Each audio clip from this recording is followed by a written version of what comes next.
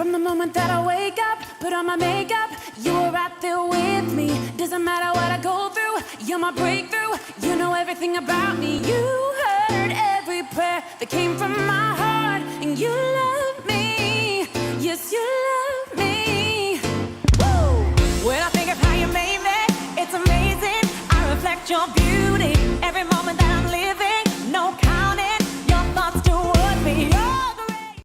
Wah, seru banget.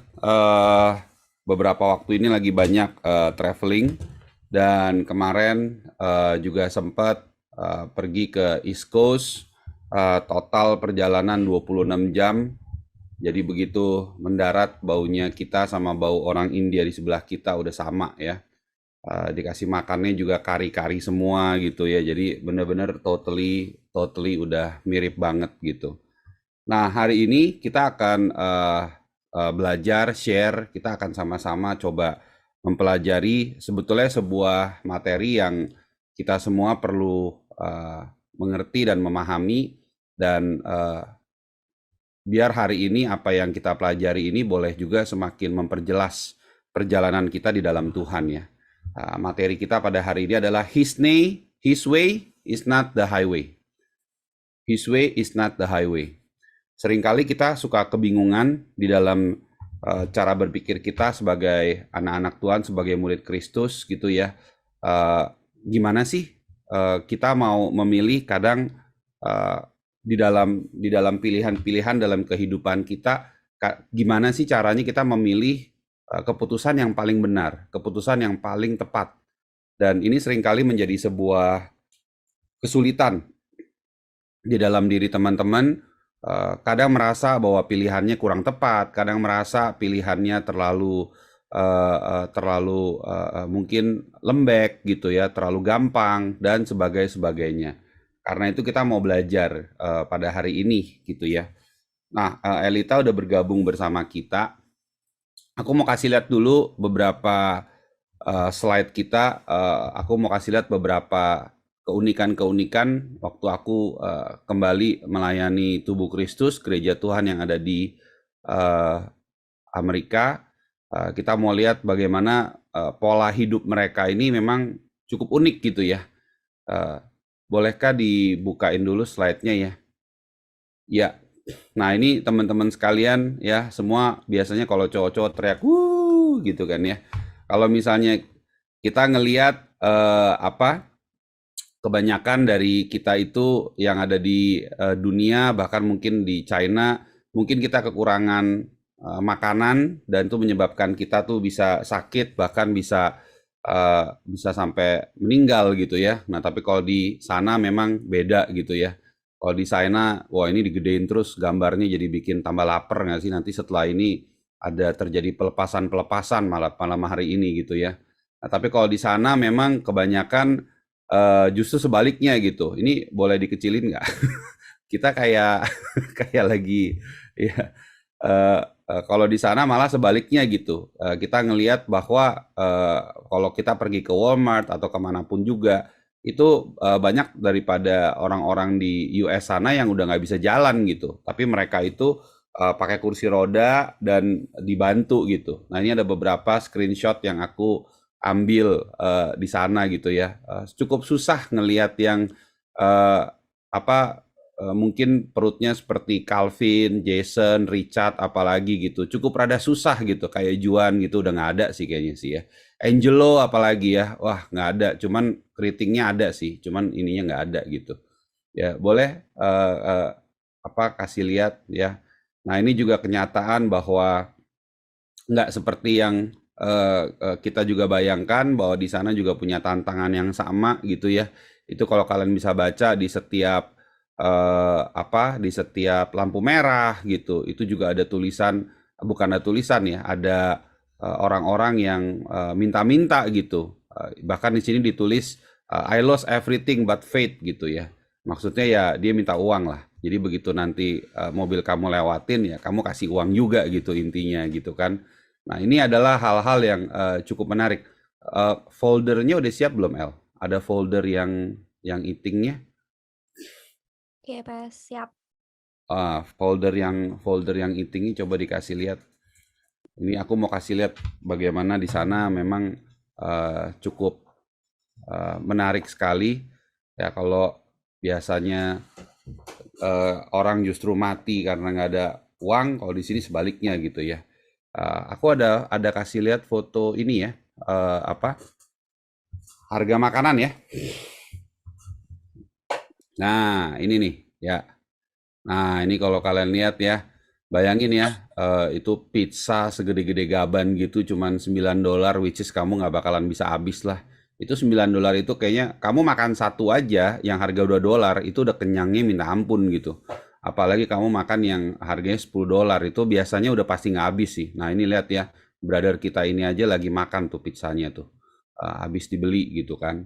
Oh kelihatannya enak ya. Gimana? Kita selesaikan aja cepet-cepet ya. Habis ini pesen pizza di area masing-masing ya. Biar lebih. Nah ini bro kita gitu ya. Nah anyway, ya inilah yang terjadi selama aku ada di sana. It was really such an amazing. Aku juga sempat melayani di beberapa gereja-gereja yang ada di sana. Cukup menarik juga gitu ya. Ada foto-fotonya juga ya El ya, boleh dikasih lihat juga ya. Nah ini beberapa, jadi kita di sana dalam rangka pastoral counseling. Jadi aku di sana kita ngumpul total sebetulnya yang terdaftar ikut kurang lebih mungkin sekitar 150-an pendeta-pendeta gitu, dan role aku di sana adalah untuk kita sama-sama konseling gitu ya. Bukan yang ini El. Yang kemarin aku ada kasih lihat beberapa foto waktu aku lagi ministry di sana ya.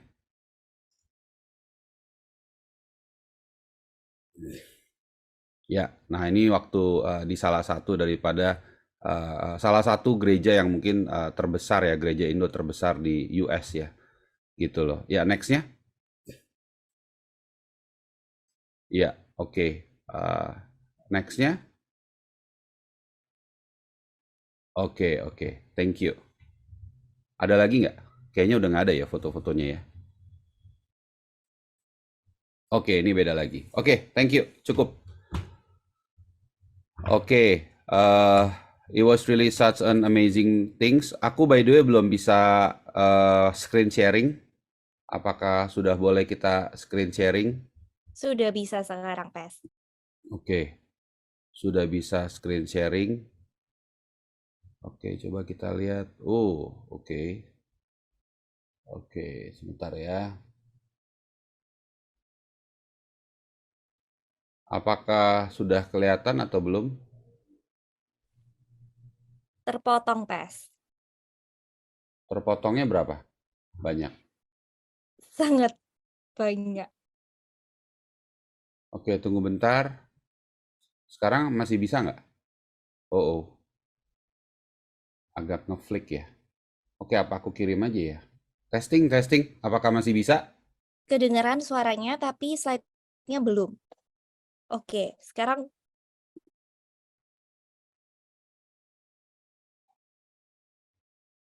Oke, kalau di sini, kalau sekarang apakah oke? Halo? oke, good enough, Pes. Good enough ya. Oke, kalau good enough kita mau ngelanjutin ya teman-teman. His way is not the highway. Waktu perjalanan aku ke Amerika itu kan kita ada transit ya di Qatar ya. Kita kebetulan naik Qatar Airline dan kita juga transit di Qatar, dan selama di udara kita juga berkatar gitu ya, Qatar gitu. Pesawatnya nggak smooth tapi berkatar gitu. Nah, yang menarik adalah waktu aku lagi ada di sana, pas masuk pesawat gitu ya teman-teman sekalian, itu ngeliat yang harusnya duduk sama aku tuh ada 3 orang gitu. Ada 3 orang, terus aku udah kayak dari jauh udah ngeliat gitu kan. Waduh, ini kayaknya ini kan kurang lebih sekitar 15 jam ya perjalanan pertama, lalu sampai di Qatar, terus lanjut lagi mungkin 8 jam atau sekian jam. Total semua 26 jam lah gitu. 25 sampai 26 jam. Nah, begitu aku ngeliat begitu, aku udah bilang, waduh Tuhan, ini gimana ya? Kayaknya kurang nyaman gitu. Kalau bertiga gitu kan, duduknya aku lihat, wah kayaknya ini banget gitu. Dan ya puji Tuhan, memang itu jalan Tuhan. Aku ditaruh di tempat itu. Nah, tiba-tiba di sebelah tempat dudukku itu ada orang India gitu. Jadi kan tempat duduk pesawat kan 3, 4, 3 gitu kan. Nah, terus ada yang di grup 4, aku kan di grup yang 3 nih. Nah, ada orang India di grup 4 ngomong gitu, "Sir, if you want, you can move to the other side," dia bilang. "You can move to the other side." Nah, aku ngelihat ke side yang lain, yang sisi 3 yang lainnya gitu. Dan ternyata benar, di situ cuman ada satu orang wanita gitu yang dia pakai pakai jilbab gitu kan. Terus you can move there gitu. Oh ya udah gitu. Aku pikir boleh juga nih. Jadi aku coba pindah ke sana gitu. Dan begitu pindah ke sana, dia juga oke banget, dia terima dan menarik banget teman-teman. It was really the best, I think 15 hours lah gitu loh. Aku dapat tempat duduknya di aisle. Harusnya aku nggak dapat di aisle gitu. Aku dapat di aisle, terus aku bisa dikasih makanan dan segala macem, dan it was the best lah. Maksudnya walaupun it's pretty long flight, tapi it was the best, like probably 15 hours flight gitu loh. Nah, kadang aku wondering gitu ya, bagaimana kalau misalnya kita waktu datang, posisi sikap hati aku udah marah-marah, udah kesel gitu kan. Udah marah, udah kesel, dan aku udah nggak nice sama everybody. Mungkin orang India di sampingku tuh jadi malas ngomong sama aku gitu.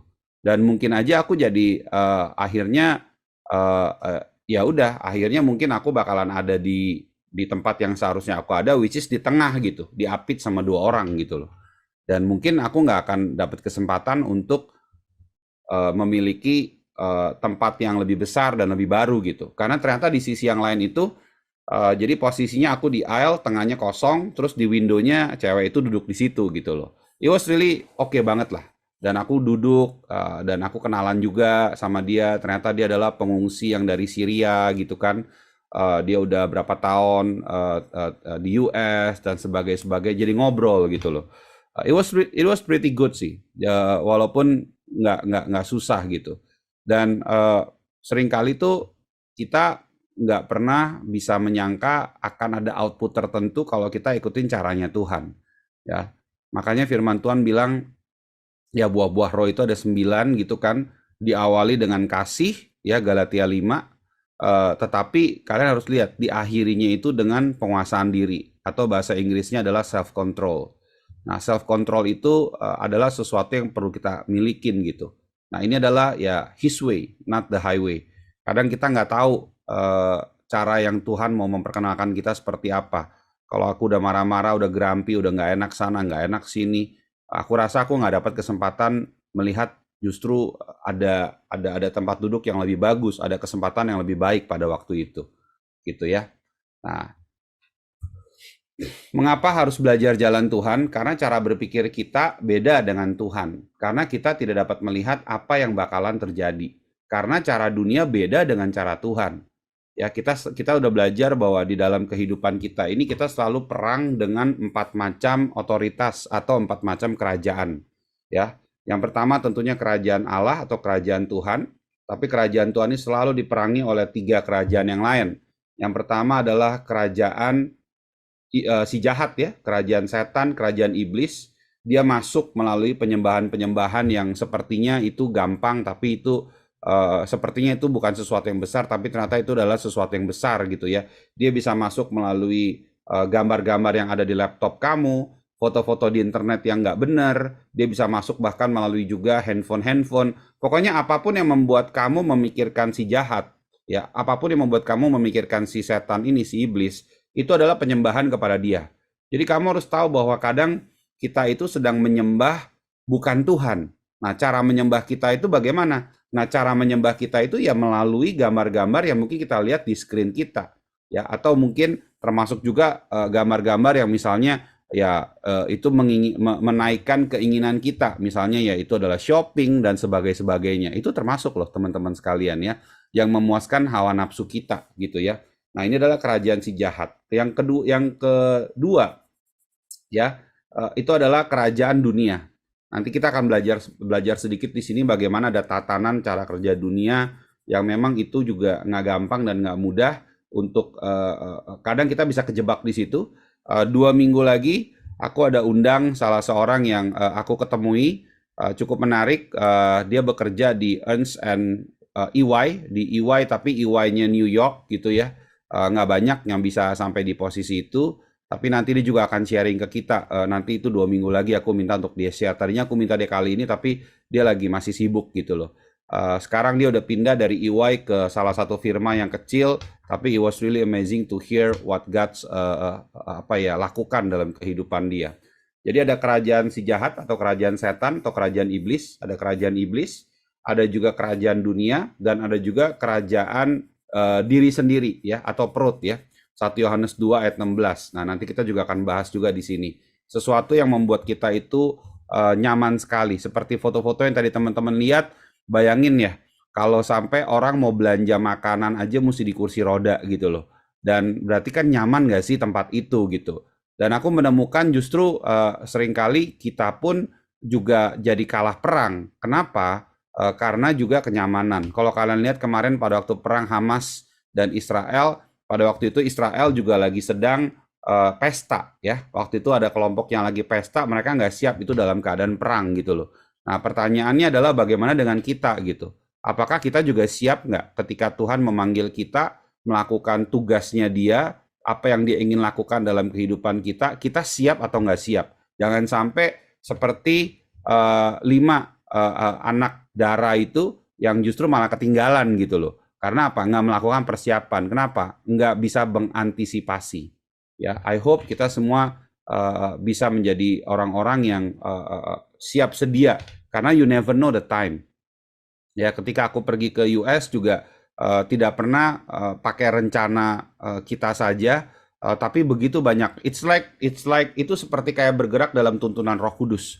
Bagaimana kita bisa ketemu para hamba-hamba Tuhan, lalu kita mulai connect dengan mereka, kita mulai mendoakan, kita mulai cerita yang dalam gitu kan.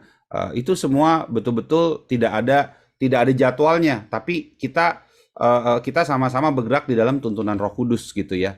Nah, itu sebabnya firman Tuhan berkata, sebab rancanganku bukan rancanganmu, jalanmu bukan jalanku, demikianlah firman Tuhan. Kita nggak pernah bisa tahu sampai sebatas mana apa yang Tuhan inginkan. Tapi bukan berarti kita tidak membuat rencana. Kita membuat rencana. BCC selalu bikin jadwal. Untuk kita EG di China kemarin, kita udah doakan berbulan-bulan pada waktu itu. Aku udah ngomong terus, tapi kita ngelihat sepertinya it's just impossible. Sepertinya pada waktu itu kayak nggak bisa, nggak mungkin. Kenapa? Kita baru selesai EG di Jakarta, terlalu banyak resource, bagaimana dengan dana, bagaimana dengan kita mau berangkat, apakah berangkat 1 orang, 2 orang, atau sekeluarga dan sebagainya. Selalu ada tantangan yang sepertinya itu nggak bisa kita dengan cepat, dengan gampangnya, dengan mudahnya kita memutuskan. Nah, tapi justru disitulah kita mau belajar His way is not the highway.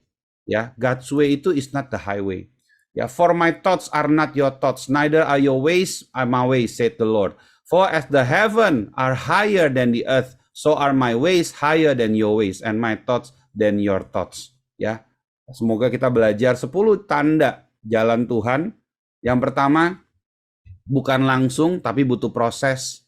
Ya, tadi aku udah cerita ketika kita mau EG bareng, aku udah mengandung itu di dalam doa, dan kita tunggu waktu yang tepat. Nggak gampang untuk memutuskan, oke, it's a go. Kenapa? It takes a lot of process gitu loh. Ketika gereja kita sedang melewati masa-masa pandemi, kita nggak langsung, yuk kita buka gereja di Jakarta, di Indonesia. Nggak pernah. Kita udah 20 tahun ada di China, kita nggak pernah berpikiran untuk perintisan di Indonesia, di Jakarta. Tidak pernah.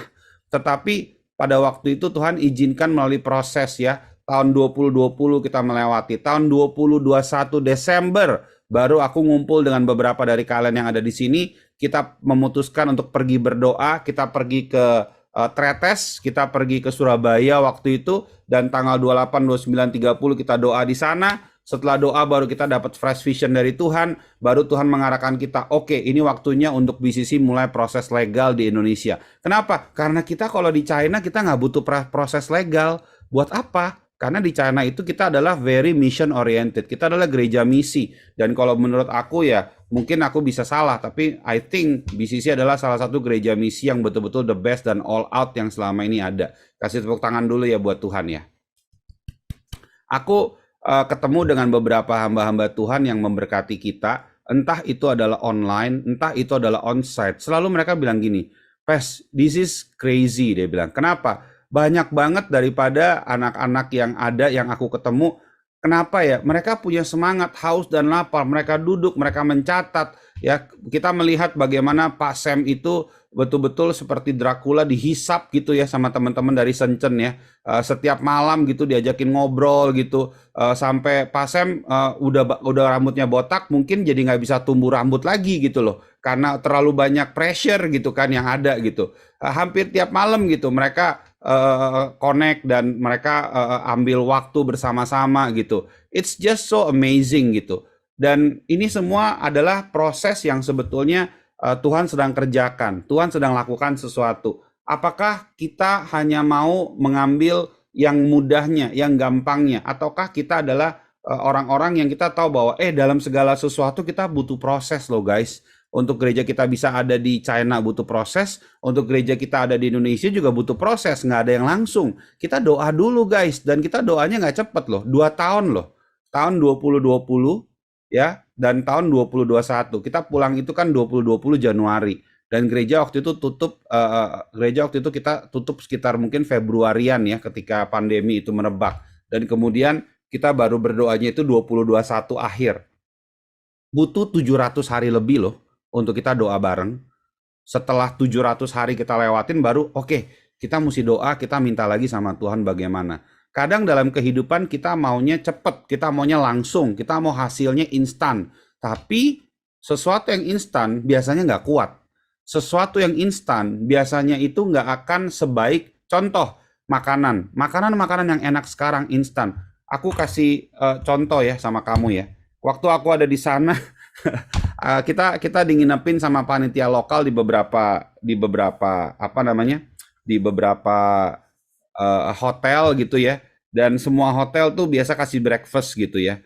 Nah ini breakfast di hotel di sana itu yang menarik, waktu aku lihat, wah ini kayaknya daging barbeque-nya fresh gitu. Terus aku tanya, boleh lihat kardusnya nggak? Boleh gitu. Terus aku foto dong kardusnya dong. Terus aku baca gitu di dalamnya gitu. Yang jadi ingredients-nya itu adalah laktose, terus sodium tripolaphosphat, hydrolysis with protein disodium inosite, hydrolysis cord di potassium fosfat, sodium hexametaphosphate, succinic acid, lactic acid, niacinamide. Aku bilang ini kayak semuanya ini banget, semuanya kayak semuanya kayak bikinan orang punya, chemistry semua gitu loh. Jadi yang kita makan itu 90% chemistry gitu loh. Ada sih yang aslinya water. Nih, ada water sih, water ya, soy flour. Nah, itu ada. Sisanya adalah chemical yang kayak gitu. Nah, biasanya kalau yang chemical itu pasti ya prosesnya instan gitu. Tapi kalau kita juga jadi chemical Christian, bagaimana kita bisa bertahan di dunia ini? Setiap hari kita melawan 3 kerajaan. Total ada 4 kerajaan bersama dengan kerajaan Allah.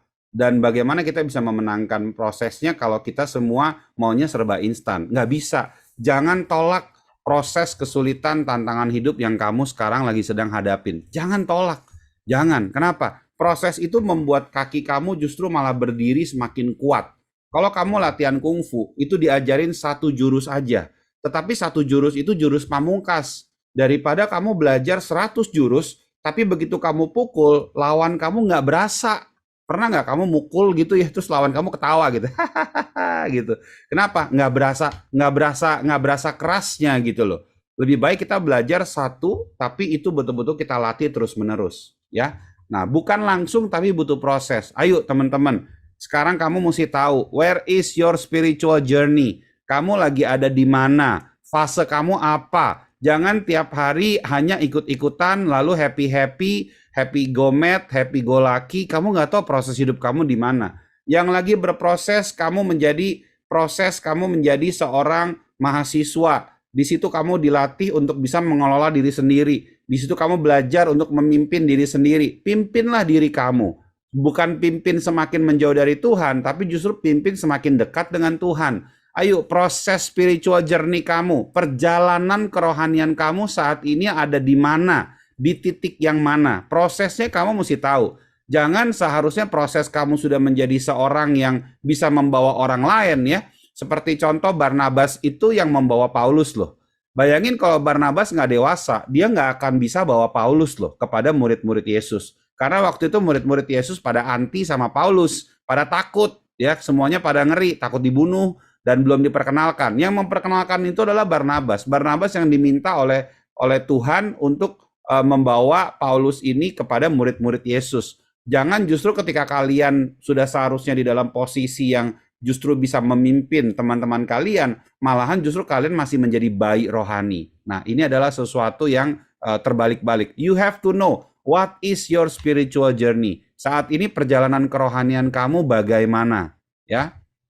Yang kedua, biasanya nggak terbuka langsung, tapi sedikit demi sedikit, selangkah demi selangkah. BCC dulu pertama kali adanya cuma di Shenzhen, tapi setelah itu kita berdoa bersama-sama, Tuhan mulai arahkan, nancing. Bisa Tuhan arahkan nancing dengan betul-betul secara rohani. Itu tidak ada rencana, tidak kepikiran, bukannya ngitung kancing, juga bukannya tebak-tebakan simsalabim, tapi Tuhan taruh di dalam hati. Dan lucunya ternyata memang justru ada hubungan antara Shenzhen dengan Nanjing, yaitu sama-sama kota researcher, sama-sama kota yang kita ternyata di China itu mereka itu meneliti, dan itu sebabnya kenapa jemaat kita yang di Shenzhen juga banyak yang perginya ke Nanjing, dan kita malah connect semua. Bahkan ada beberapa ya seperti tadi kalian lihat Jose itu juga dari Shenzhen tapi juga pergi ke Nanjing. You never know ya, tapi prosesnya jalan Tuhan selalu dibuka selangkah demi selangkah ya. Kadang termasuk juga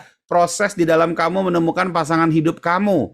Kadang dibuka selangkah demi selangkah ya. Kadang nggak semuanya itu bisa langsung begitu ketemuan naksir-naksiran. Tapi kadang bisa aja bertumbuh bersama-sama di dalam gereja lokal. Makanya perlu putuskan gereja lokal kita mau ada di mana. Kalau sudah di BCC, ya berarti kamu taruh hati kamu di situ, ya kamu lihat prosesnya. Jangan-jangan orang-orang di sebelah kanan atau di sebelah kiri kamu, itulah yang sebetulnya Tuhan sudah taruh sebagai pasangan. Ya, jangan kita jadi orang yang punya nickname-nya itu adalah Budi. Tahu ya Budi? Budi itu artinya adalah budek dikit. Ya, kayak Tuhan tuh nggak, Tuhan sudah bicara, tapi kita masih kayak budek gitu, nggak kedengeran gitu loh. Nah, persiapkan diri kita. Ya, kalau di BCC aku sangat senang banget menikahkan orang-orang, aku sangat super senang banget, tapi prosesnya harus benar. Harus ikut premarital kita juga ya.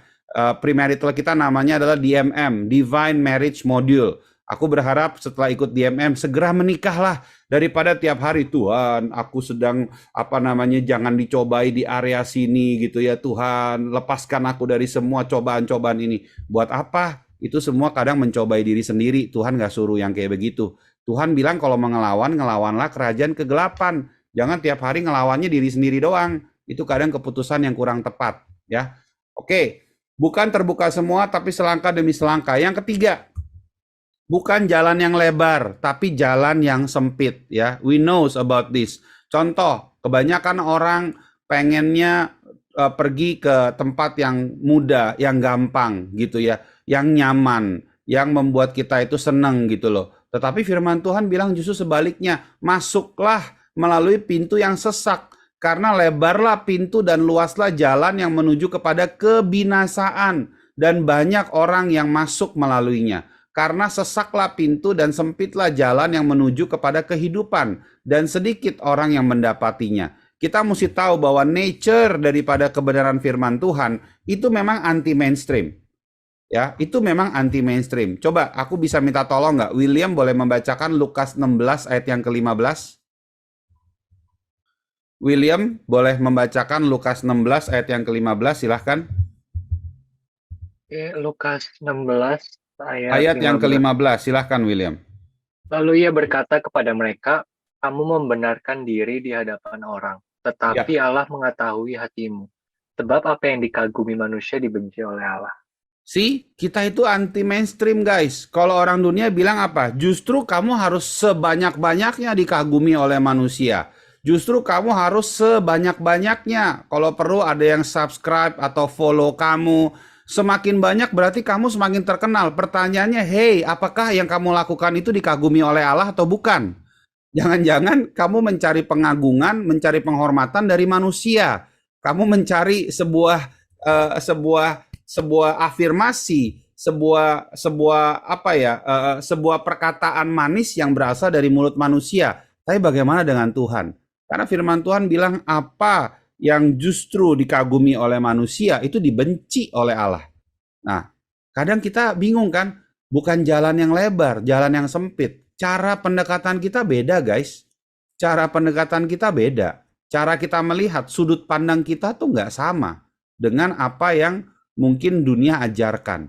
Kita makanya perlu membangun banyak hidup kita di dalam prinsip-prinsip kebenaran firman Tuhan. Ya, oke, lanjut lagi. Bukan menjawab keinginan, tetapi apa? Kebutuhan. Ya, salah satu ciri-ciri daripada jalan Tuhan adalah bukan hanya fokus kepada keinginan kita, tetapi kebutuhan. Ya, kadang kita suka menginginkan hal-hal yang banyak gitu ya. Tapi kalau itu nggak butuh ya Tuhan nggak jawab. Makanya kadang dalam doa-doa kalian mungkin kita jangan merasa kok Tuhan nggak jawab gitu ya. Ya karena mungkin itu keinginan kamu bukan kebutuhan. Can you imagine kalau misalnya anakku Jeremy, Elisha masih kecil, lalu mereka bilang misalnya mereka pengen dibeliin mobil gitu loh supaya bisa nyetir sendiri ke sekolah gitu. Nah itu kayak gimana gitu loh. Ya karena apa? Itu mungkin baru keinginan hati mereka tapi belum melalui proses ya. Nah, ini kita butuh tahu, oke? Bukan menjawab keinginan tetapi kebutuhan. Next-nya ya. Bukan kepalsuan. Ya, salah satu ciri lain daripada jalan Tuhan apa? Bukan kepalsuan tetapi kebenaran yang solid ya. Ini ada kebenaran yang solid. Kita tahu bahwa kebenaran itu ada 3 ya. Yang pertama kebenaran yang kita sebut sebagai general truth ya. Apa yang terjadi secara hukum fisika, metafisika, biologi itu semuanya adanya di sini gitu ya. Ini adalah hukum yang memang umum, wajar. Kita tidak menentang hal itu. Tetapi juga ada kebenaran yang kedua, yaitu ada yang disebut dengan apa? Social truth, kebenaran apa kata orang. Ya, kata orang kalau misalnya kamu lagi kuliah lalu kamu nggak pacaran berarti kamu jelek. Nah, itu sebenarnya bohong. Itu apa kata orang, karena belum tentu sejelek itu. Walaupun kamu kadang ngaca di depan kaca dan suka bingung dan suka berkata-kata kenapa ya gue kayak begini gitu kan. Tapi itu bukan berarti menjadi patokan yang sebenarnya gitu loh. Mungkin kadang kamu nyanyi terus gitu ya di kamar mandi, kamu pengen mungkin lebih dalam lagi mengenal Tuhan dan sebagainya gitu ya. Tapi kadang ya ada sisi-sisi ya apa kata orang itu nggak benar gitu. Orang-orang bilang kalau di umur masih muda itu janganlah kenal Tuhan dulu, nanti rugi. Kenapa? Kamu nggak bisa bandel. Kalau misalnya kamu mau kenal Tuhan, kenalnya tuh nanti kalau udah tua. Jadi kamu udah puas dulu sama dunia, udah puas terakhir, kamu udah pengen hidup suci, barulah kamu cari Tuhan gitu. Nah ini adalah kebenaran yang nggak benar gitu loh. Loh kenyataannya kita dari lahir aja sudah direncanakan oleh Tuhan. Ya, rancangan-rancangan yang ada dalam kehidupan kita sudah rancangan Tuhan. Bagaimana mungkin kita mau kenal Tuhannya nanti? Orang dari lahir di perut kandungan aja udah God's version kok. Ya nggak bisa dong dibikin nanti. Orang dari dalam kandungan aja sudah miliknya Tuhan. Nah, ini salah satu daripada kebenaran social ya, social truth. Lalu ada yang ketiga yang kita sebut sebagai solid truth. Solid truth itu adalah kebenaran versi firman Tuhan yang kita sudah baca. Nah, kadang kita mesti pilih ya, truth yang mana nih? Ada yang juga versi general truth, ada yang versi social truth, ada yang versinya justru biblical truth. Oke? Jalan daripada Tuhan bukan menuju kepada kehancuran, tapi kehidupan. Kalau kalian ada yang mendengar suara gitu ya, misalnya pergilah mabok sebentar lagi gitu ya. Ayolah kamu clubbing di tempat ini karena Tuhan mau bekerja, berbicara. Itu pasti suara setan, guys. Jadi nggak usah lagi itu didengerin gitu ya. Kalau misalnya kalian mendengar ada suara-suara yang justru membuat kamu itu tidak benar, tidak hidup dalam kekudusan, yang membuat kamu mengkompromikan nilai-nilai kebenaran firman Tuhan. Itu pasti ya bukan keinginan Tuhan, itu pasti jalan yang menuju kepada kehancuran, bukan jalan Tuhan. Kita ada punya satu modul yang namanya adalah membedakan 9 macam suara. Ya, nanti kita juga akan belajar, tapi nggak hari ini. Ada suara-suara yang justru perlu kita tengking. Ya, firman Tuhan mengatakan bahwa kita mesti melawan iblis. Kita tunduk kepada Allah dan lawanlah iblis. Setan itu nggak boleh dikasih seperti kayak sopan polite gitu loh. Seperti kayak kita nih polite gesture gitu. Enggak. Iblis itu mestinya kita tengking, kita tolak. Hei pikiranku, tunduklah kepada firman Tuhan. Tunduklah kepada solid truth. Aku patahkan segala pikiran-pikiran yang bukan daripada Tuhan, yang membuat aku hidup jauh, yang membuat aku hidup penuh kemarahan, penuh kedengkian, yang membuat aku hidup tidak bisa dalam kekudusan, yang membuat hatiku sulit, yang membuat hatiku resah, yang membuat hatiku gelisah, yang membuat hatiku khawatir, yang membuat hatiku takut, yang membuat aku tidak yakin, yang membuat aku selalu mempertanyakan masa depanku. Aku patahkan itu di dalam nama Tuhan Yesus Kristus. Nah, kita perlu dengan tegas, dengan bold berkata seperti itu. Kenapa? Serangan-serangan daripada si jahat, Efesus 6, itu melalui pikiran-pikiran. Pikiran kita itu setiap hari mungkin kena serangan antara 100 sampai 200 kali. Ya, selalu di dalam pikiran kita itu ada serangan-serangan. Tapi kamu berhasil nggak menang atas serangan itu? Selalu ada suara-suara. Hey, ingat bahwa kita semua diciptakan dengan perkataan Tuhan. Makanya kita itu sangat terpengaruh oleh sebuah perkataan. Dan kadang ada perkataan juga yang bergerak di dalam kepala kita. Dan perkataan itu bukan perkataan yang daripada Tuhan. Kadang perkataan itu merupakan hawa nafsu kita. Kadang perkataan itu merupakan perkataan si jahat yang kita lihat, kita tonton justru melalui apa? Ya bisa melalui media, bisa melalui kamu salah pencet klik di internet. Kadang bisa melalui mungkin omongan-omongan orang. Kadang bisa merupakan traumatic experience kamu. Itu bisa banyak hal, teman-teman. Tapi apapun suara-suara itu, kita patahkan, kita kalahkan. Ingat bahwa gereja kita punya value. Ada berapa value-nya? Ada 6. Yang pertama, kita adalah merupakan sebuah keluarga rohani, family, yang juga tumbuh di dalam pemuritan. Ada discipleship di situ.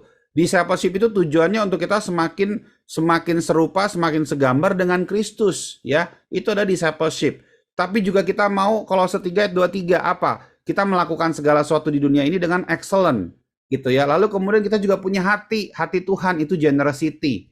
Lalu kemudian juga apa? Kita juga mau tetap relevan di dalam kehidupan kita bersama dengan Tuhan. Kita nggak menentang akan sains. Kenapa? Kita berjalan relevan. Justru firman Tuhan itu seharusnya relevan. Dan yang terakhir, kita juga punya hati yang siap untuk melakukan panggilan Tuhan. Readiness, Tuhan kamu butuh apa? Kalau engkau butuh aku pergi ke Nanjing, aku berangkat. Kalau engkau butuh aku pergi ke Nantung, aku berangkat. Bahkan kalau engkau ingin aku berangkat ke Naning, aku juga berangkat. Itu adalah readiness. Kita punya sikap hati yang siap. Kenapa? Medan peperangan kita ini China guys, bukan Hawaii. Ya, beda. Kalau kita di Hawaii, kita cuman aloha-aloha tiap hari. Tapi kita di China, kita butuh sebanyak-banyaknya orang untuk memperkenalkan mereka kepada Kristus. Kita kembalikan jalan kehidupan seseorang yang tadinya mau diambil oleh setan, yang tadinya mau diambil oleh dunia, yang tadinya mau ditipu muslihat oleh diri, kedagingan, kenyamanan diri dia sendiri, tapi kita ambil, kita kembalikan kepada jalan Tuhan. Dan itu nggak gampang guys. Berapa banyak kita lihat justru teman-teman kita itu mereka sedang dalam proses yang menjauh daripada Tuhan. Aku pergi ke Amerika, aku melihat bagaimana gereja, mungkin Elita bisa tampilkan nggak? Gereja yang besar banget, tetapi tempat kumpul untuk anak-anak mudanya kecil banget gitu loh. Gerejanya besar, ribuan, puluhan ribu, semua duduk di sana. Tetapi yang anak-anak mudanya kagak ada. Nah, kita yang ada di sini ya, baik yang memang sudah berumur tetapi tetap berjiwanya youth gitu ya, maupun yang memang betul-betul kita juga masih anak-anak muda, kita mesti bersyukur kalau kita bisa ada di sini. Itu bukan suatu yang kebetulan, itu karena rencana Tuhan, divine appointment, kamu ketemu dengan kita. Nah, makanya kamu harus berespon terhadap panggilan Tuhan. Tuhan sudah panggil gitu loh. Susah banget loh untuk kita bisa berkumpul bersama-sama. Aku dalam EG kemarin ada beberapa yang kesaksian sama aku gitu. Ada yang bilang, Pes, aku dari gereja tertentu yang cukup terkenal di Indonesia, di Jakarta, dan aku nggak sangka bahwa ternyata firman Tuhan sedalam ini gitu loh. Ternyata dalam juga ya BCC ya. Ya kita nggak bikin-bikin, ya memang dari awalnya sudah dalam. Cuma selama ini nggak diperkenalkan aja. Selama ini mungkin dibukanya hanya sekilas, sedikit gitu ya. Setiap kali datang ke gereja diingetinnya apa? Kamu sedang membangun rumah di tanah yang seperti apa ya. Cuman itu doang mungkin. Atau belajarnya cuman hanya King Kong badannya besar tapi kakinya kecil. Ya itu nggak salah. Tapi sebenarnya dibalik daripada itu semua ada banyak hal yang sedang yang juga Tuhan sudah tuliskan di dalam kebenaran firman-Nya yang harus kita tahu. Ya, kita jangan batasi gitu ya teman-teman sekalian ya. Ya inilah. Jadi jalannya itu mesti hati-hati. Jangan sampai jalan yang menuju kepada kehancuran. Itu pasti bukan dari Tuhan. Lawan. Kita perlu lawan. Iblis itu jangan secara hormat dan sopan disuruh pergi keluar. Setan, tolong keluar dari hidupku. Please lah. Tolonglah. Bantu aku lah. Nggak bisa kayak begitu. Tolong dong, aku nggak pengen punya keinginan yang jahat ini. Boleh nggak kamu keluar? Aku pengennya keinginan yang sama Tuhan. Please lah, aku pengen seminggu hidup bener lah sama Tuhan. Seminggu aja, setelah itu hidupku setahun nggak bener di dalam Tuhan. Bagaimana bisa kayak begitu guys? Kagak bisa, lu mesti lawan. Lu mesti perkatakan, keluar di dalam nama Tuhan Yesus. Harus firm. Kalau kamu kurang tenaga, minta teman-teman DNA bantuan. Telepon itu SOS gitu. Guys, SOS, gue lagi kacau nih, gitu ya. Aku dulu pernah ada masa-masanya waktu lagi berbisnis di China, tiba-tiba aku kaget juga ya, tanpa direncanakan, itu bosnya tiba-tiba memberikan aku reward gitu ya. Rewardnya bukan dikasih uang, tapi dikasih banyak wanita-wanita gitu. Ada berapa wanita mau dimasukin ke kamar gitu kan. Aku saking kagetnya waktu itu aku telepon langsung orang yang aku kenal. Aku telepon 2-3 orang. Guys, ini gue lagi kacau, tiba-tiba lagi on the business trip, tiba-tiba ketemu yang beginian nih, mesti gimana nih? Nah mereka langsung kuatkan, langsung berbahasa roh, kaya raba dari jauh gitu ya, langsung dikuatkan gitu ya, dan aku langsung dibilang, oke, lu mesti pergi sekarang, pulang, buruan pulang, lu cari taksi atau apa gitu kan. Nah ketika kita bersama-sama teman-teman sekalian, kita akan jauh lebih kuat. Kalau kita sendirian, kita akan mudah terhanyut dengan apa yang tipuan-tipuan daripada si jahat. Tapi waktu kita bersama-sama, kita pun akan lebih mudah untuk kita melawan dia. Kalau kamu sendiri kamu rasa kurang, kontak DNA. Kalau belum punya DNA, bikin DNA, buat DNA. Hubungin ya Elita, hubungin Natasha. Coba connect dengan PIC area lokal masing-masing. Perlu ada DNA. DNA itu bukannya kita lagi sedang mau perguruan silat bagaimana, enggak. Tetapi itu adalah merupakan sebuah proses yang membuat kehidupan kekristenan kita itu ada kebebasan dan ada pertumbuhan. Kadang yang membuat nggak bebas itu kenapa? Karena masih begitu banyak keterikatan. Justru di dalam DNA itu kita connect, kita dapat satu chemistry-nya, kita bisa satu dengan yang lain, kita memikirkan, kita juga punya hati. Nah di saat itulah maka chemistry itu akan menghasilkan sebuah kekuatan yang membuat kita itu bertumbuh dengan cepat. Ya, akselerasi. Oke. Nah, itu ada jemaat kita namanya Axel ya, akselerasi jadinya. Oke, bukan menuju kehancuran tetapi kehidupan. Oke, nextnya ya. Jalan Tuhan juga apa? Bukan dengan kesombongan, tetapi dengan keadilan dan juga dengan kerendahan hati. Ya, kita bukannya orang-orang yang bilang, wah kita ini paling pinter atau bagaimana, enggak, tapi rendah hati. Ya, kita rendah hati, kita penuh dengan keadilan. Kita coba cek ya, ini aku baru bagi-bagi juga ya, ada beberapa teman-teman rekan-rekan yang di US kemarin mereka mau mendonasikan pakaian mereka, lalu kita juga distribusikan di sini. Ya it's okay gitu loh. Semuanya itu indah dan baik ya, keadilan dan kerendahan hati. Tahu nggak guys, hasil daripada kerendahan hati, orang-orang yang rendah hati, menurut kalian hidupnya itu lebih banyak atau lebih sedikit dapetin favor dari Tuhan? Silahkan. Menurut kalian, orang yang rendah hati, kira-kira hidupnya itu lebih banyak favor atau lebih sedikit? Bagaimana menurut kalian? Halo? Halo? Banyak, Pes. Banyak. Kenapa bisa begitu? Coba buka Amsal 22 ayat 4. Boleh ada yang membacakan Amsal 22 ayat yang keempat? Halo? Amsal 22 ayat yang keempat, boleh nggak? Halo? Amsal 22 ayat 4. Ya, Ganjaran kerendahan hati dan takut akan Tuhan adalah kekayaan, kehormatan, dan kehidupan. yes, jangan lupa kata-kata kerendahan hati dan takut akan Tuhan. Kadang firman Tuhan ini suka dibacanya langsung ke tujuannya. Ya, pokoknya kalau di dalam Tuhan kekayaan, kehormatan dan kehidupan. Haleluya gitu. Enggak, lu baca depannya dulu tuh, ya. Kadang kecepetan kalau baca firman gitu kan. Sama gitu loh. Apa namanya? Kadang kita juga ngeliat gitu kan. Kadang kita juga ngeliat dikatakan di situ pokoknya kalau ikut sama Tuhan semuanya pasti akan ditambahkan. Semua akan ditambahkan. Enggak, kamu baca depannya dulu. Carilah dulu kerajaan Allah. Kalau nggak nyari nggak ditambahin. Kalau dicari ditambahin. Nah ini juga sama. Ganjaran kerendahan hati dan takut akan Tuhan, kekayaan, kehormatan, dan kehidupan. Jangan terpleset. Wah kalau ikut Tuhan pasti kaya. Pasti dihormati. Itu baru kehidupan gitu loh. Nah ini suka miss nih ya. Ini yang ketujuh. Bukan dengan kesombongan tetapi dengan keadilan dan kerendahan hati. Nah ini hal yang susah. Ini seharusnya beberapa dari kalian yang sharing ini sama aku ini. Lihat ya, ternyata jalan Tuhan itu bukan menuntut balas, tapi menyerahkan hak kepada Tuhan. Bukan menuntut balas, tetapi menyerahkan hak kepada Tuhan. Ini aku butuh kalian bantu aku untuk jelasin justru nih. Ada siapa di sini yang mau sharing? Kalau misalnya nggak ada, aku yang tunjuk ya.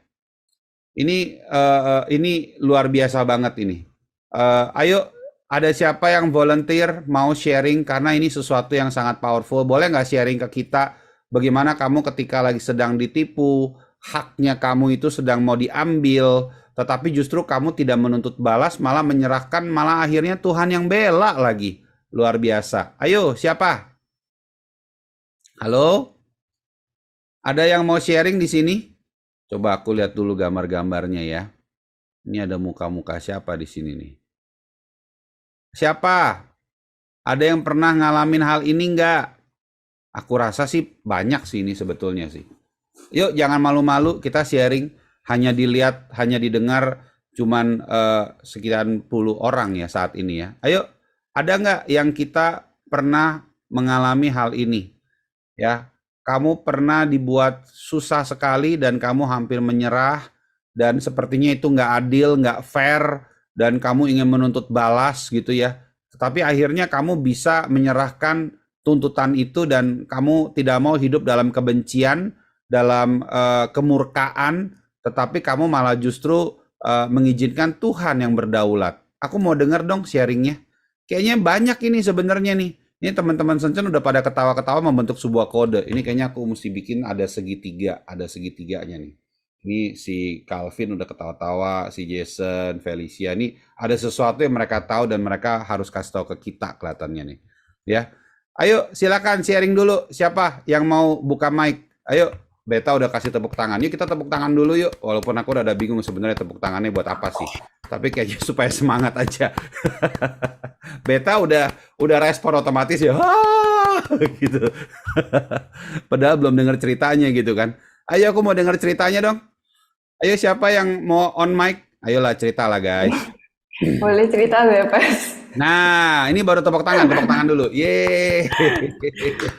Ayo, kedengeran nggak? Kita harus aktif ya, aktif sharing. Silakan Vel, go ahead. Jadi kayak konteksnya kan kita yang di Shenzhen ini pas berangkat ke China itu harus karantina kan, Pes? Ya. Terus dari CWK sendiri ada kayak promise gitu kalau biaya karantinanya kayak hotelnya semuanya itu bakal di reimburse gitu.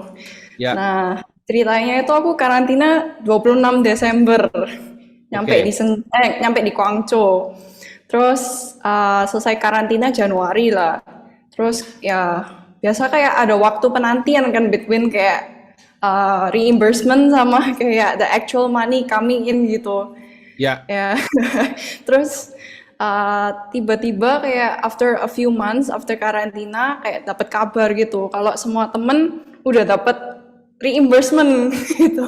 Waduh. Ya, Terus? cuman kasusnya ini cuman aku sama satu teman lagi gitu dari hotel yang sama, yang vapiaunya kayak bonnya itu Kwitansi, ada Fapiau, salah, kwitansi. Felicia ya lama di China.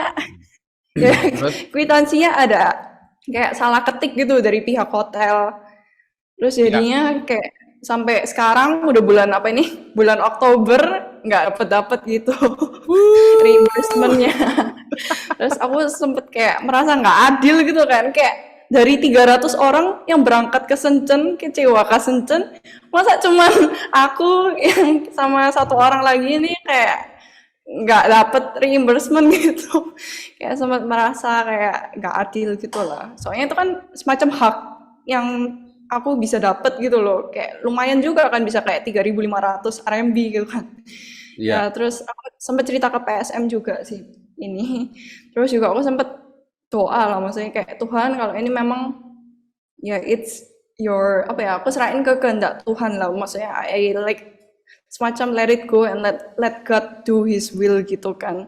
Soalnya kayak it's udah uncontrollable. I did my controllable part, which was to ask the school kayak bisa bantu nggak urusin gitu kan. Soalnya ya ini masalahnya antara sekolah dan pihak hotel. Cuman ya sekolahnya juga udah tried their best, cuman kayak ya berbulan-bulan nggak ada kabar gitu lah. Cuman hari ini aku sama temanku satu ini decided ke kantor lagi untuk try asking for the last time gitu loh, Ya. kayak what's the update gitu kan. Terus tadi ya puji Tuhannya Vapiau yang baru udah dikeluarin akhirnya after months sejak Desember.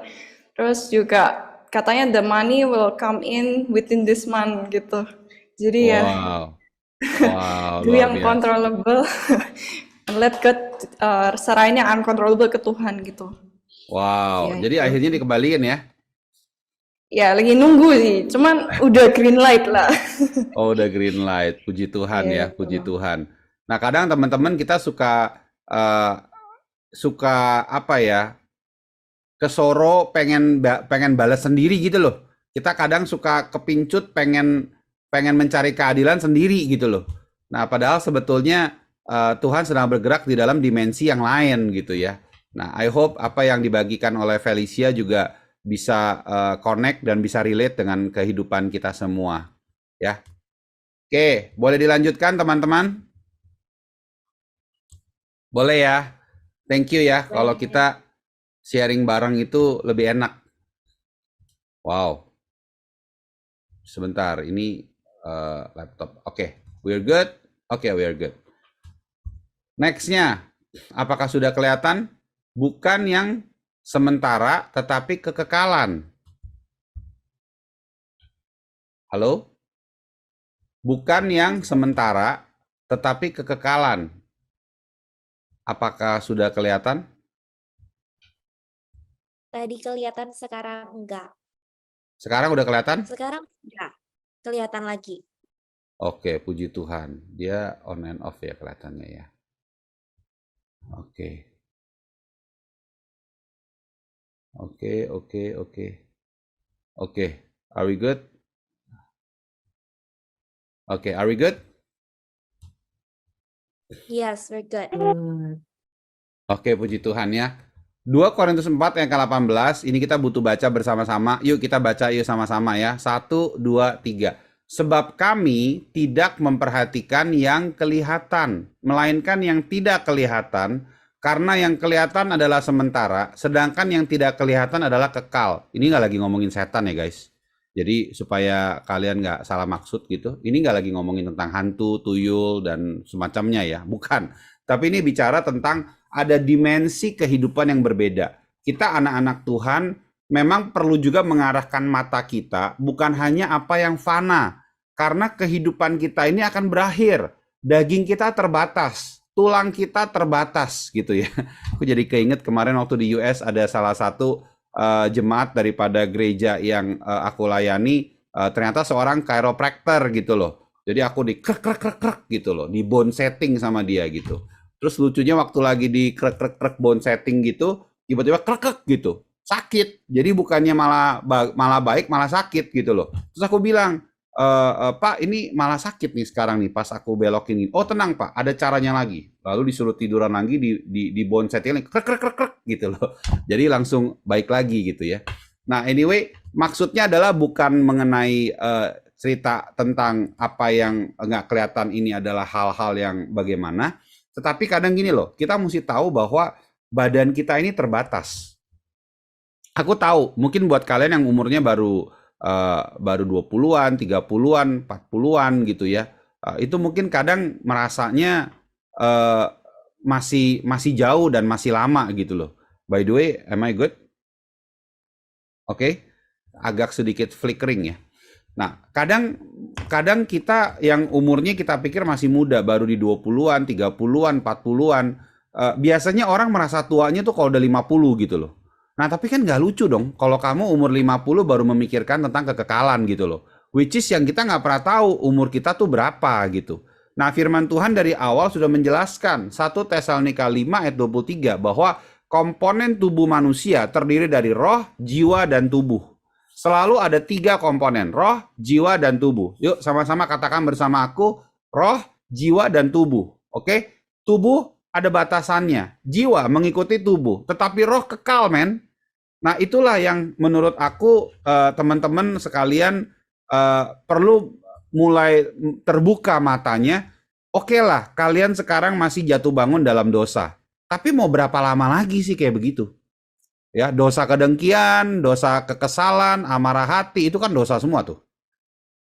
Tapi kita mau berapa lama lagi sih? Karena apa? Sebentar lagi kita udah mau masuk kepada dimensi kekekalan.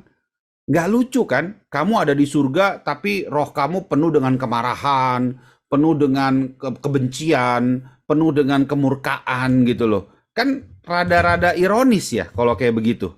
Kan agak lucu gak sih? Gitu loh. Kira-kira gimana kalau menurut kalian? Rada lucu kan sih? Rada lucu mestinya ya. Nah, ini adalah sesuatu yang kita perlu sadari gitu loh. Bahwa, hey, persiapkan diri kita. Kita ini sekarang lagi sedang latihan, guys. Kita ini lagi sedang latihan. Dan latihannya kita ini sebetulnya kita mau melihat dimensi kekekalan. Tujuan kita, kenapa kita praise and worship? Kenapa kita di sini banyak menyembah Tuhan, nyanyi, mengagungkan Tuhan, memuliakan Tuhan? Karena pada akhirnya di dalam dimensi kekekalan itu salah satu menu umum. Nggak lucu kan ketika kamu sudah berhasil masuk surga, lalu kamu minta keluar, pindah ke neraka karena terlalu banyak penyembahan di dalam. Gitu loh. Nggak lucu kan ketika kamu masuk surga, lalu kamu bilang, saya masih pengen makan pizza, masih mau penuh dengan kedagingan, saya pindah deh ke seberang gitu loh. Nah, makanya kita membiasakan hari-hari ini, kenapa kita ada praise and worship yang which is very genuine, kayak tadi kita nyanyi bareng gitu, seru, yang main gitar, kita sama-sama, itu sesuatu yang mempersiapkan kita kepada dimensi kekekalan. Hidup itu jangan cuma ngelihat yang sebatas mata kamu bisa lihat. Lihat yang jauh guys, ngerti nggak? Lihatnya yang jauh. Iblis hanya berusaha membuat kamu itu hidup berdasarkan apa yang kamu inginkan hari ini. Tetapi Kristus menebus hidup kamu untuk kekekalan. Kristus menebus hidup kita itu untuk kekekalan loh. Ya, nah ini semoga kita semua sadar dan kita semua jadi ngerti gitu loh. Ada maksudnya loh. Ada maksudnya kenapa Kristus menebus kita ya. Biarlah mulai hari ini kita bisa sama-sama melihat kepada kekekalan itu. Oke? Oke, yang terakhir guys. Bukan hawa nafsu yang menyesatkan, tapi penderitaan karena jalan kebenaran. Agak flickering lagi. Oke, bukan hawa nafsu yang menyesatkan, tapi penderitaan karena jalan kebenaran. Makanya buat kita yang dari China, kita sangat resound banget. Ini menu terakhir ini sangat kita banget gitu. Ini sounding well with us gitu. Banyak orang yang mengikuti cara hidup mereka dikuasai hawa nafsu, dan karena mereka jalan kebenaran akan dihujat. Karena itu bagi mereka adalah lebih baik jika mereka tidak pernah mendengar jalan kebenaran daripada mengenalnya, tetapi kemudian berbalik dari perintah kudus yang disampaikan kepada mereka. Bukan hawa nafsu yang menyesatkan, tapi penderitaan karena jalan kebenaran. This sounds really well. I'm very proud that we as a BCCers, we can minister to many cities in the East Coast, di US. Kita datang kepada gereja-gereja dan tahu nggak, ada hal-hal yang menarik gitu ya. Bagaimana kita melihat bahwa sepertinya ini nggak cocok dengan gaya hidup sekarang gitu loh. Sepertinya ini kayak bukan sesuatu yang penting atau bukan sesuatu yang relevan dengan abad yang terkini, which is we have IT, kita punya apps, kita punya segala macam yang begitu bagus. Sepertinya ini kayak nggak nyambung dengan kehidupan kita. Tetapi hey, kalau kamu boleh melihat, setiap manusia yang lahir membutuhkan proses 9 bulan di dalam perut kandungan ibunya. Dan selama proses manusia masih seperti itu, berarti kita semua tidak pernah lepas daripada penderitaan. Betul? Betul? Does it make sense? Apakah kita bingung karena di sini belum ada yang menjadi bapak dan ibu, ya? Apapun keadaan dunia yang begitu kerennya hari ini dan sebegitu hebatnya hari ini dan sebegitu high-tech-nya dan sebegitu indahnya hari ini, tapi sebagus-bagusnya itu semua tidak pernah ada yang terlepas daripada 9 bulan menderita dikandung oleh ibunya. Kita dilahirkan dalam proses yang sudah di dalam penderitaan, bahkan ketika melahirkan pun juga penderitaan juga. Tetapi lucunya, di dalam penderitaan itu muncul sukacita yang besar ketika papa dan mama kamu melihat anak yang menyusahkan diri dia selama 9 bulan. Kadang saking nyusahinnya itu bikin kamu bisa gatel. Begitu itu bayi salah tekan sedikit organ dalam, budukan semua tuh, kamu punya kulit belakang tuh. Kadang salah tekan dikit keluar semua tuh jerawat. Namanya bayi, masa mau dia bilang, lu jangan ke sono, ya dibawa aja, daerah kamu di situ. Kan susah ngomong sama bayi kayak begitu masih kecil, ya masih di dalam kandungan. Tapi tahu nggak, walaupun begitu banyak penderitaan yang sudah diberikan ke dalam bayi kepada orang tuanya, ya walaupun susah sekali untuk bisa bertahan, tetap dan bahkan proses kelahirannya pun kadang anak pertama, aku kasih tau kamu ya aku nanti setelah ini semoga buat kita yang menikah habis ini kita doa bareng supaya nggak terjadi ya. Tapi tahukah kamu bahwa biasanya anak pertama itu bisa memakan waktu 8 sampai 15 jam baru melahirkan. Bayangin 8 jam di dalam kesakitan, 15 jam kadang. Kalau misalnya sejam 2 jam itu puji Tuhan luar biasa. Nah, tapi di dalam proses itu semua justru ya ketika bayi itu dilahirkan, apa yang terjadi? Hal pertama yang biasanya orang tuanya itu berespon adalah apa? Mereka relief. Relief itu apa sih bahasa Indonesianya?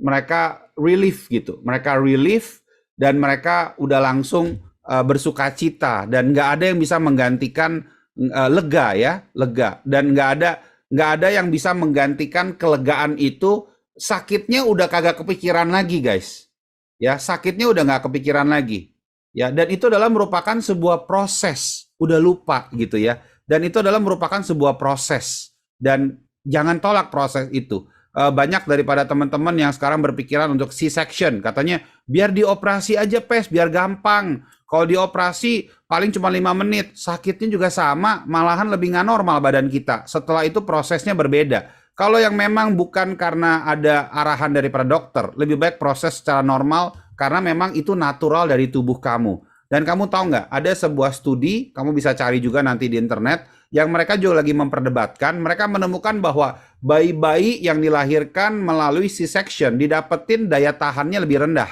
Kenapa? Karena dia nggak berjuang untuk keluar. Karena dia nggak berusaha untuk menggunakan diri dia untuk melewati sehingga akhirnya lebih gampang untuk menyerah. Ya, tapi ini masih debatable. Ya, nah tapi kalian bisa cari. Udah mulai ada yang mempelajari di area ini. Nah, teman-teman sekalian, aku berdoa supaya kita semua tidak menolak penderitaan. Mungkin ada dari kalian yang sebegitu suffering. Ada beberapa teman-teman yang cerita sama aku, aku cuma bisa makan budgetku 1 bulan 500 remimpi. Bahkan nggak tahu ada yang lebih dikit lagi nggak, mungkin 100 remimpi kali, nggak tahu gimana cara makannya tuh sebulan 100 remimpi ya. Tapi you know what, aku pun juga dulu seperti itu. Aku juga dulu melewati proses di mana makan itu hanya cienping sehari bisa 2-3 kali gitu loh. Tapi melalui proses yang kita menderita dan gak enak itu malah membuat iman kita malah begitu firm, begitu kokoh, begitu kuat. Itu membuat iman kita tidak tergoncangkan, membuat iman kita tidak tergoyahkan, dan justru membuat kita lebih mudah untuk melangkah di dalam kehidupan kita bersama dengan Kristus. Ada amin teman-teman sekalian, jangan tolak penderitaan. Kita semua pernah ngalamin seperti itu. Keluargaku dulu lebih parah lagi. Ya tahu nggak yang terjadi apa? Di masa-masa tahun 60-an lebih, 60-70.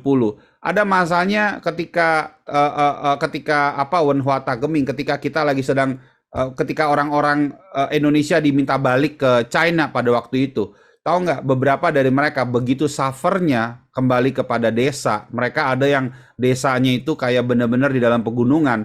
Dan ketika mereka nggak tahan, ketika waktu itu pemerintah membuka keputusan baru untuk siapapun yang orang-orang Huaqiao, keturunan Chinese descendant yang bukan lahir di China, yang lahir di luar negeri, mereka boleh mengelola kembali, mengatur hidup mereka, pergi ke Hong Kong, pergi ke Macau, pergi ke tempat-tempat lain. Mereka boleh memutuskan mereka mau pergi kemana. Tahu nggak, ada loh dari keluarga kita yang memutuskan untuk pergi dari tempat gunung yang dia disuruh ada itu, ya karena waktu itu nggak ada pilihan, dan dia memilih untuk jalan kaki selama 30 hari, 40 hari, sampai ke Hong Kong, sampai ke Hainan Tao. Itu ada yang jalan kaki loh guys pada waktu itu. Nah tapi lihat, justru dengan penderitaan yang seperti itu, membuat mereka saat ini, banyak dari mereka yang justru menjadi orang-orang yang milioner, menjadi orang-orang yang justru mereka itu betul-betul bekerja keras gitu, dan akhirnya berhasil. Nah bagaimana dengan kita? Jangan sampai generasi ini menjadi generasi yang punya sakit penyakit, namanya sakit apa? Muntaber. Tahu ya? Ini generasi ini lagi dilanda sakit muntaber yang begitu parah, pandemik. Kenapa? Muntaber itu singkatannya mundur tanpa berita. Ya, seringkali generasi ini justru sudah memilih untuk tidak mau. Kenapa? Sudah memilih untuk menyerah dulu daripada kita perang dulu di depan. Nah, ini bahaya banget ya.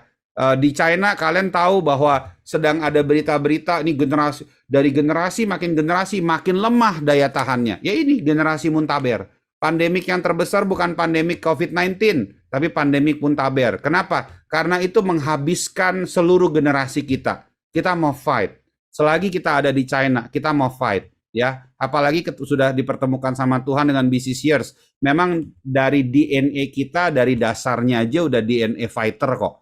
Jadi nggak mungkin dari BCC melahirkan anak-anak gampang. Anak-anak yang lemah-lemah, nggak mungkin. Ya, karena kita sendiri pun juga sudah menjadi orang-orang yang melewati banyak penderitaan, banyak hal. Tetapi akhirnya kita melihat penyertaan Tuhan yang begitu hebatnya, malah justru memampukan kita untuk melihat kekekalan itu. Memampukan kita untuk bisa mengelola hidup kita saat ini. Justru kita melihat ketika kita menyerahkan hak kita, malah Tuhan membela kita. Ganjaran daripada kerendahan hati itu malah kekayaan dan kehormatan dan kehidupan itu sendiri.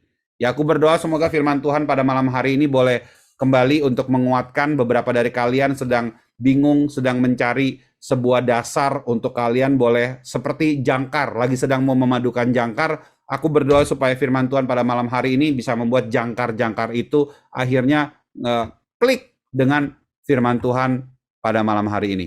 Tuhan Yesus memberkati. God bless you all. Hai BCC Families, hope you are blessed dengan firman Tuhan yang baru saja dibagikan. Remember, the Bible says, berbahagialah orang-orang yang mendengar dan menaati firman Allah. So, together, let's try to put today's God's word into practice. Aku juga mau encourage untuk kita bisa sama-sama follow BCC Instagram dan juga subscribe to our YouTube channel supaya kita bisa terus diperlengkapi dan bertumbuh bersama dalam menjadi semakin serupa dengan Kristus. Bagi teman-teman yang membutuhkan dukungan doa, konseling ataupun mencari komunitas untuk bertumbuh, you are very welcome to DM us on Instagram atau juga melalui email pada alamat yang tertera. See you soon ya BCC Families. God bless.